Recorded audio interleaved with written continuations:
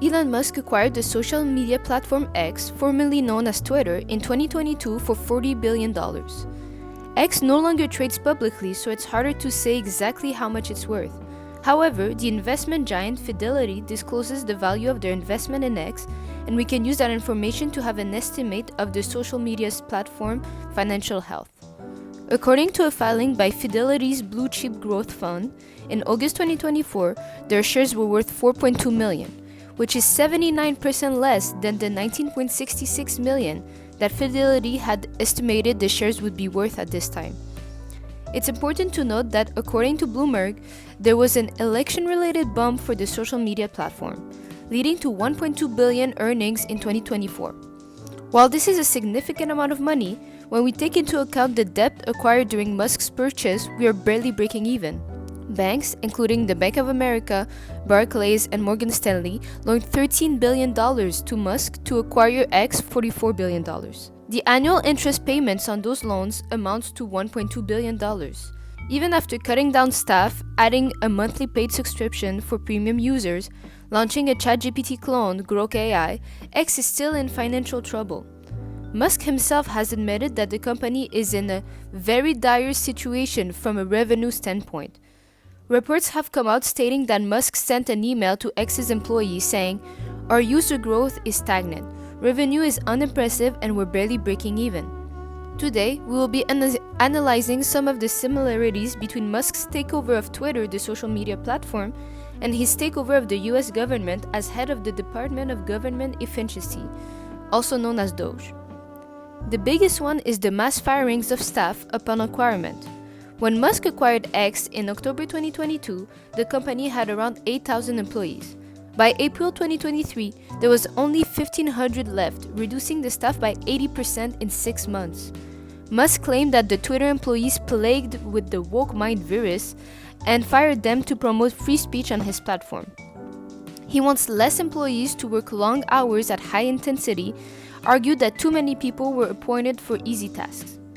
Edison Research conducted a study with Infinite Dial, America's longest-running survey of digital media consumer behavior, tracked annually since 1998, where it was discovered that in 2022, 27% of the US population reported using Twitter, and that percentage has dropped to only 19% in 2024. However, Musk presented a different story on this post, claiming that the traffic on X is at an all-time high, but he didn't cite any sources for these metrics. The employees that were fired ended up working for other tech companies like TikTok, Google, Meta, Spotify, Netflix, and more, claiming roles such as senior software engineer, senior account manager, director, and VP, according to data taken from the Aura Workforce Analytics platform. While Musk believes that the former Twitter staff was inefficient and lazy, other companies seem to disagree. Now, if we look at Doge, 1,000 employees were let go in the Department of Veteran Affairs, including some working on cancer treatment, opioid addiction, prosthetics, and burn pit exposure, according to Senator Patty Murray.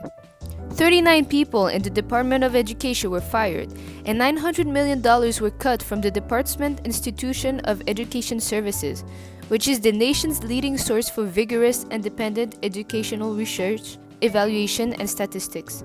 More than 1,000 employees were fired in the Energy Department, some of them working with the nation's nuclear weapons, with a letter saying, "DOE finds that your further employment would not be in the public interest. For this reason, you are being removed from your position with DOE and the Federal Civil Service, effective today." DOE's General Counsel Sam Wash added, "Having interviewed them all and studied their resumes, I can say without a hesitation that as a cohort, this group was better qualified and more driven than we have ever seen. Yesterday, they were all fired.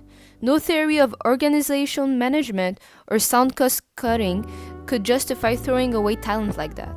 Doge also shut down the Consumer Financial Protection Bureau, created after the 2008 crisis. Many of the departments were affected by mass layoffs, like the Department of Health and Human Services, the Department of Homeland Security, the Agriculture Department, and the Department of Justice. Federal workers were also offered to have a deferred resignation, where they would get paid leave till September if they leave their jobs by February 6. Musk is essentially bringing his radical organizational techniques to the government and is running it like it's a company. The only problem being, the government is not a business. The government needs to serve everybody, and cutting down programs that people rely on to reduce costs is inevitably going to reduce the average American's quality of life.